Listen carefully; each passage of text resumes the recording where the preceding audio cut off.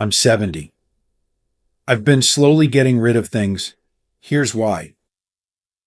At 70, life feels both expansive and finite, a paradox that inspires reflection. I've been letting go of things slowly but intentionally. This process is not just about decluttering, it's a profound journey of understanding what truly matters as I grow older. Let me share the reasons why, and perhaps offer insights to those of you navigating a similar season of life. If you enjoyed this video, give it a thumbs up. Don't forget to subscribe and turn on notifications so you never miss an update. 1. Rediscovering freedom and simplicity.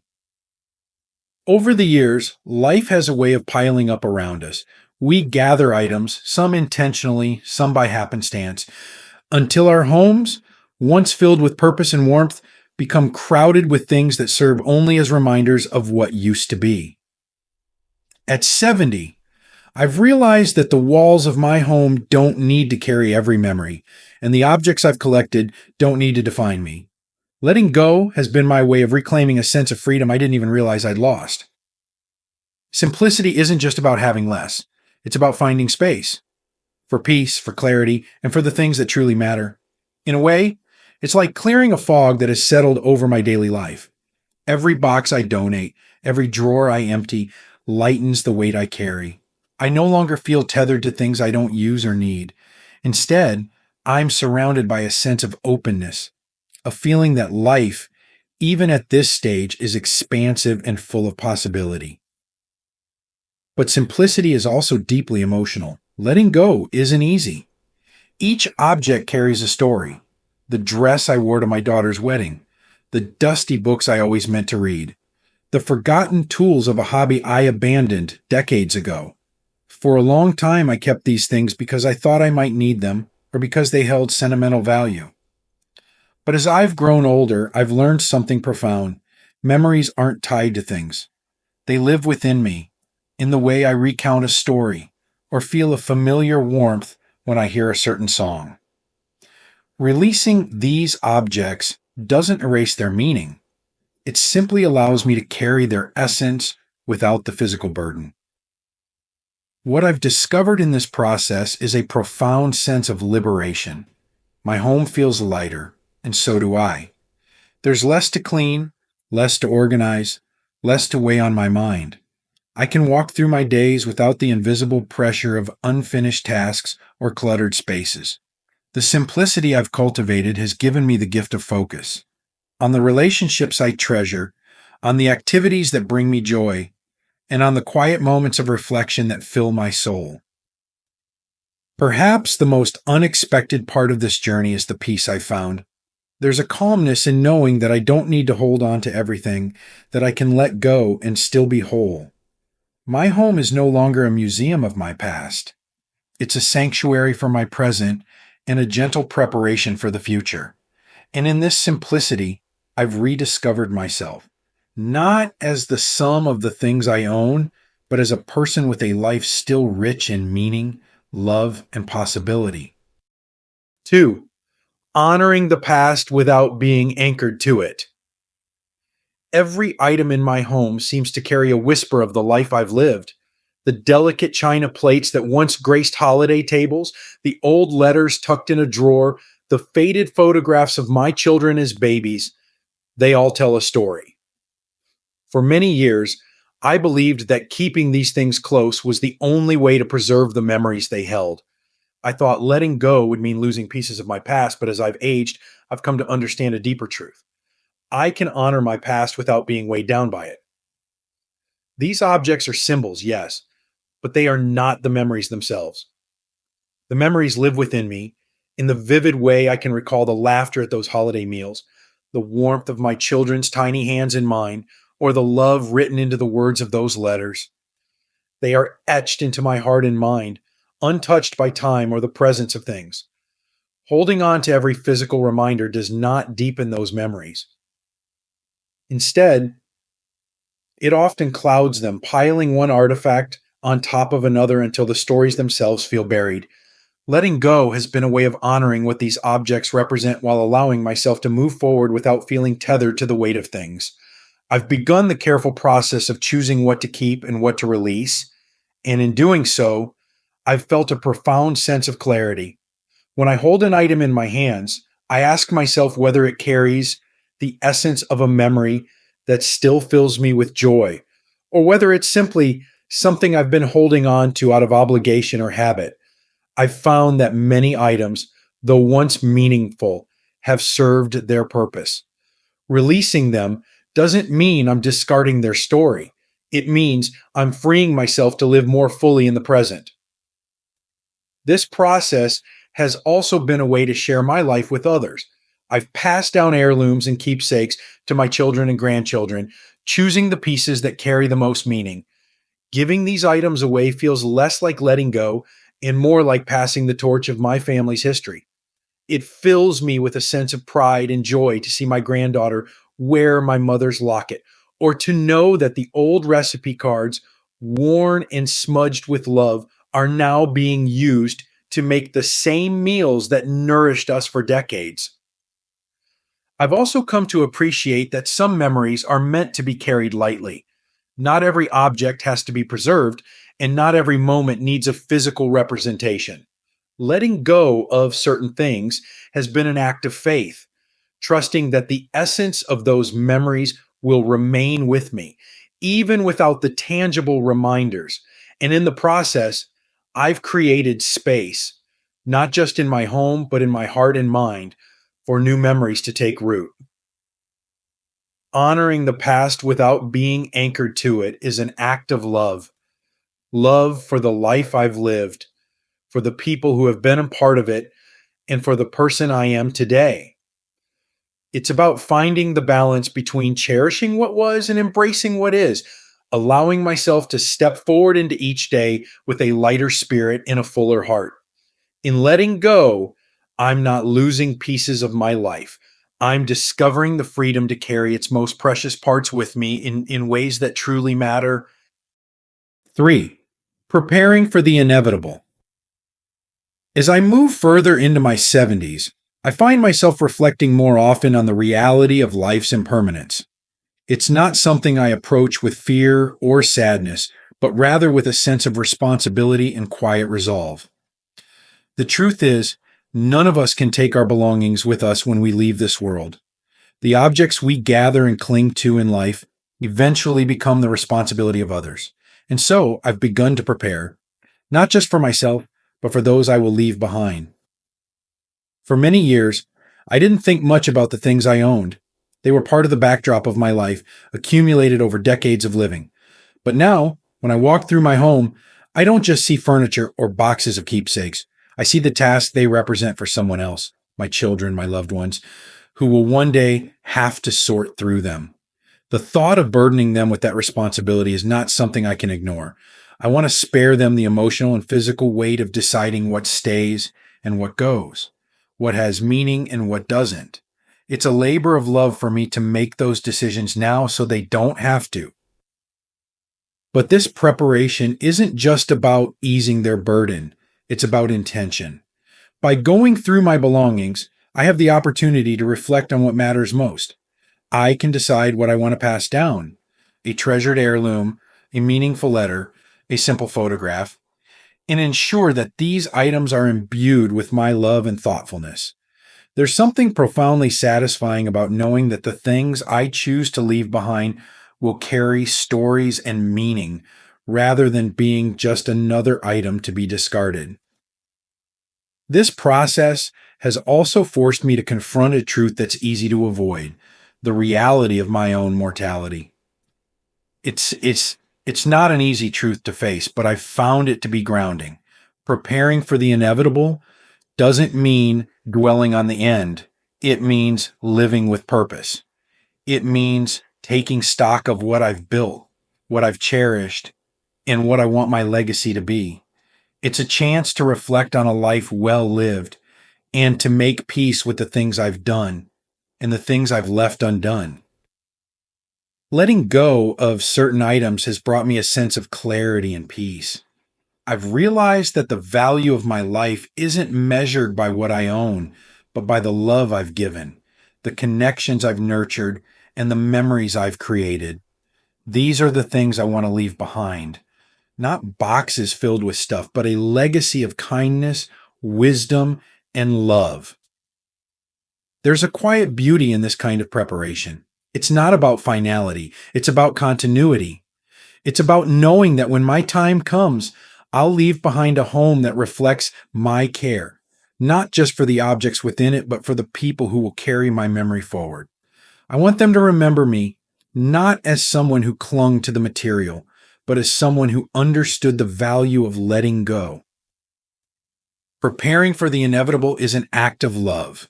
It's a way of saying to my family and loved ones, I see you, I care about you, I want to make this easier for you. And in doing so, it's also a way of honoring myself, my life, my journey, and the freedom that comes with embracing this stage of life with grace and intention. 4. Embracing the present. As I grow older, I've come to understand that life is lived most fully in the present. It's a lesson I didn't fully grasp in my younger years, when the past and the future often seemed to pull me in opposite directions. But now, in my 70s, I see clearly that clinging to the past or worrying too much about what's to come can rob me of the beauty of this very moment. Embracing the present has become both a practice and a gift. And a significant part of that journey has been learning to let go of the physical things that tie me to what once was. Every object in my home tells a story. And for a long time, I thought that holding on to these items was a way to hold on to those moments. But I've come to realize that these stories aren't bound to the things themselves. The past is alive in my memories, in the way I tell a story to my grandchildren, or the way a familiar scent can take me back to a moment of joy. I don't need to clutter my present with the physical weight of the past in order to honor it. In letting go, I've created space, not just in my home, but in my life. There is an undeniable peace in walking into a room that feels open and uncluttered, a space that invites light and calm instead of the silent demands of objects waiting to be tended to. Without the constant reminders of tasks undone or things neglected, I feel more free to focus on the here and now. I can enjoy a quiet morning with a cup of coffee, a walk through my garden, or an afternoon of laughter with friends and family, unburdened by the pull of what doesn't truly matter. Embracing the present also means finding joy in the small, everyday moments. When I was younger, I often thought happiness came from big achievements or milestones. But now, I see that life's richest joys are often found in the simplest of moments. A kind word, the warmth of the sun on my face, or the sound of my grandchildren's laughter. These are the treasures of the present, and they don't require anything more than my attention and gratitude. Letting go of the physical has also helped me let go of the mental and emotional clutter that can so easily fill my mind. Worries about what could have been or what might be have less power when I focus on what is. The present is all we truly have, and I've learned to honor it by living in it fully, without the distractions of regret or fear. This journey hasn't been without its challenges. Letting go of things can feel like letting go of pieces of ourselves, especially when those things are tied to significant moments or people. But I've discovered that the act of releasing is not about loss. It's about making room for more love, more joy, more connection, and more peace. It's about choosing to live lightly, to carry forward only what truly matters, and to embrace the gift of this day, this hour, this moment. In embracing the present, I've found a deeper sense of purpose. My time and energy are no longer spent maintaining or managing things that don't bring me joy. Instead, they are invested in the relationships and experiences that make life meaningful. This stage of life is not about holding on. It's about living fully, deeply, and intentionally, savoring the beauty of the here and now. 5. Teaching lessons to the next generation. As I go through the process of letting go, I've realized that my actions are not just for me. They're also for the generations that come after me, my children, my grandchildren, and even their children. What I choose to keep, what I decide to release, and how I handle this season of life all carry a quiet but profound message. It's a lesson in values, in priorities, and in the kind of life I hope they will embrace. For most of my life, I believed in the importance of having things, owning a home, filling it with possessions, marking milestones with material reminders. All these seemed like markers of a life well lived.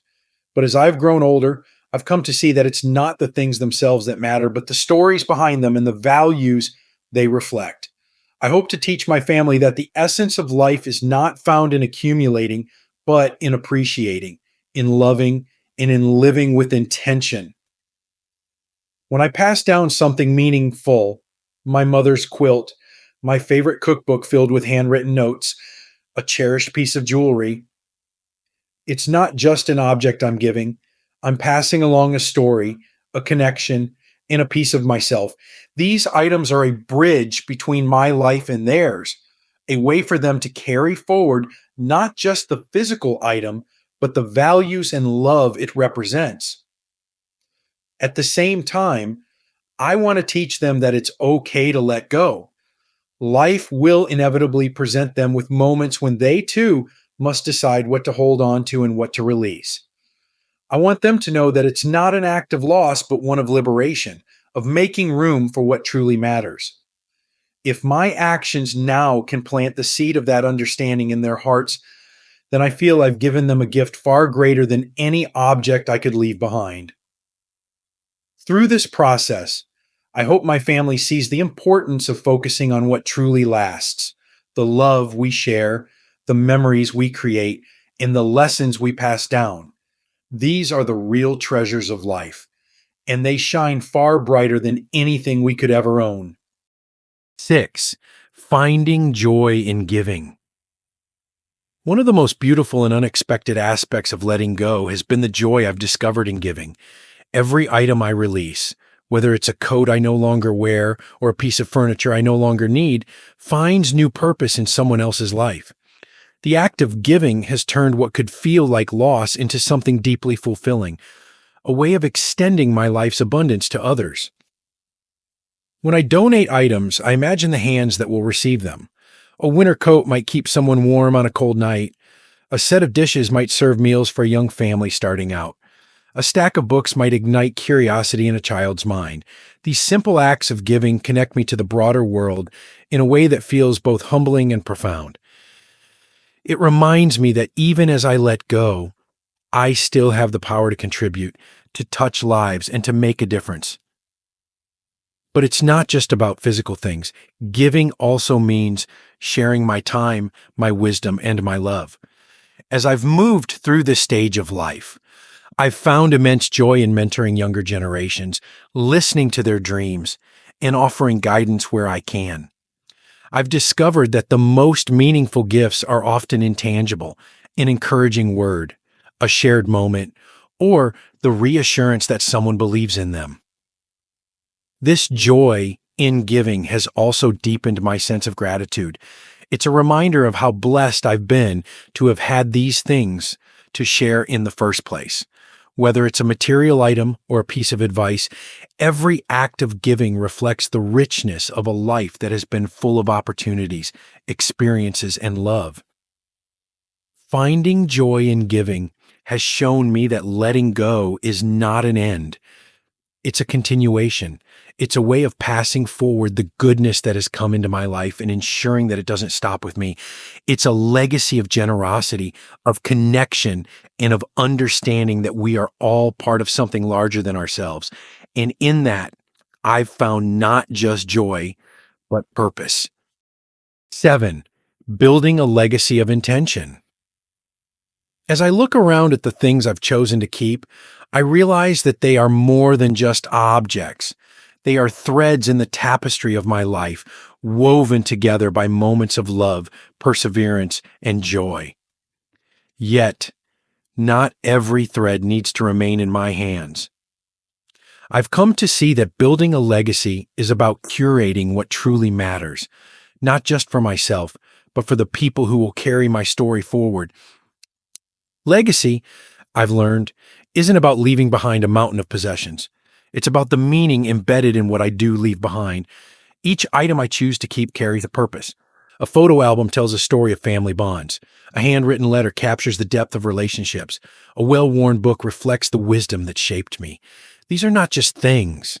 They are artifacts of a life lived with intention, reminders of the values I hold dear.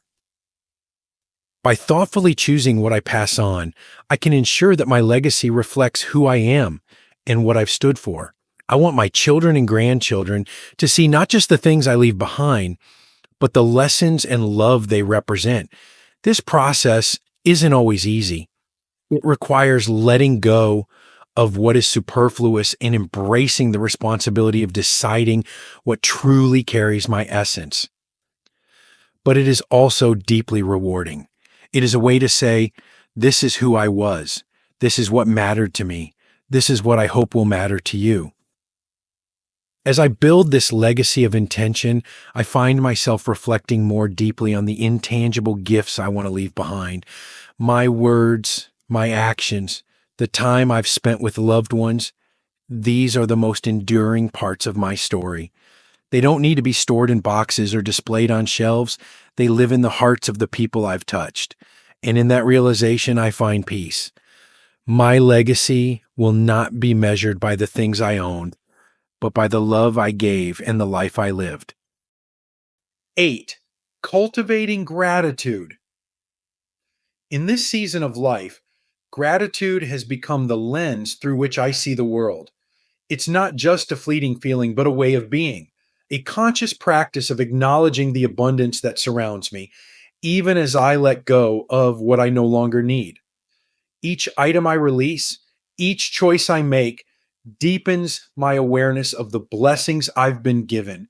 And with every act of letting go, I feel the quiet but profound power of gratitude shaping my perspective. Sorting through my belongings is not just a task, it's a journey through the chapters of my life. Each object tells a story.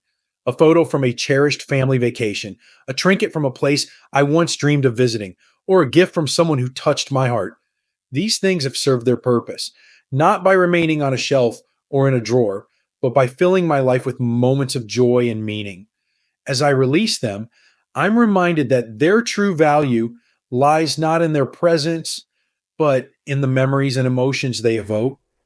Letting go, then, becomes an act of gratitude, not for what I lose, but for what I've had. This practice of gratitude has transformed the way I view the world around me. I no longer focus on what I don't have or what I might lose. Instead, I celebrate the richness of what remains. I savor the sound of my grandchildren's laughter, the warmth of the morning sun on my face, and the small but profound connections that fill my days with meaning. These moments are fleeting, but they are also infinite in their ability to bring joy when I approach them with an open heart. Gratitude has taught me to be fully present, to notice the beauty in the ordinary, and to cherish the life I have now. Gratitude has also helped me reconcile with the inner inevitabilities of life. Aging comes with its share of challenges, and it's easy to focus on what time takes from us. But when I choose gratitude, I see that every wrinkle, every gray hair is a testament to a life well lived, a life filled with love, growth, and countless moments of grace. Gratitude allows me to embrace this reality with humility and pride, knowing that even the hardest moments have shaped me into who I am today. Perhaps the most profound gift of gratitude is the way it creates space, not just in my home, but in my heart and mind. By letting go of possessions that no longer serve me, I make room for the intangible treasures of life: connection, love, and the deep peace that comes from living with intention. Gratitude reminds me that true wealth lies not in what I hold in my hands, but in what I carry in my heart. As I continue this journey, I realize that gratitude is more than a reflection of the past. It's a guide for the future. It teaches me to approach each day with a sense of wonder and appreciation, to see the gifts in every moment, and to live a life that honors both the blessings I've received and the ones I can still give. Cultivating gratitude is a choice, one that fills my days with lightness and my heart with an enduring sense of peace. And in that choice, I've found a life richer and more meaningful than I ever could have imagined. The wisdom of letting go, embracing what truly matters. At 70, I've come to understand that life's greatest treasures are not the things we collect, but the moments we cherish, the love we share, and the legacy we leave behind. This journey of letting go has been as much about reflection as it has been about release. It's not just the physical objects I've sorted through, but the emotional and spiritual threads of my life that I've carefully unraveled and rewoven. Each step has brought clarity, peace, and a deeper connection to what truly matters. Letting go is not about loss. It's about making room for freedom, for gratitude, and for the present moment. It's about unburdening ourselves from what no longer serves us so that we can live more lightly, more fully, and more intentionally. It's about embracing the simplicity that comes with understanding that our worth is not tied to what we own, but to how we live and love. As I look ahead to the years that remain, I feel an abiding sense of contentment. My home may be less filled with things, but my heart is full of the memories I carry, the connections I've nurtured, and the peace I've found in knowing I've lived a life that reflects my values. In letting go, I've discovered not just who I was, but who I am now, a person free to live in the present, to savor life's beauty, and to pass on a legacy of intention and love. To those walking a similar path, I offer this. Letting go is not an act of surrender, but an act of wisdom. It is a way to honor the past without being bound by it, to embrace the present with open arms, and to step into the future with grace and intention. In the end, the most meaningful things in life are not things at all. They are the people we've loved, the lives we've touched, and the moments of joy that make this journey so extraordinary. These lessons are meant to inspire you to live fully and authentically. Now, I'd love to hear from you. Take a moment to reflect and share one thing you've learned and plan to apply in your own life. Let's support each other on this journey toward embracing these truths. If you enjoyed this video, please leave a comment with 1. If not, feel free to comment with 0. Your feedback means a lot to us. Don't forget to like, share, and subscribe to our YouTube channel for more content like this. Thank you for watching, and here's to living life on your own terms.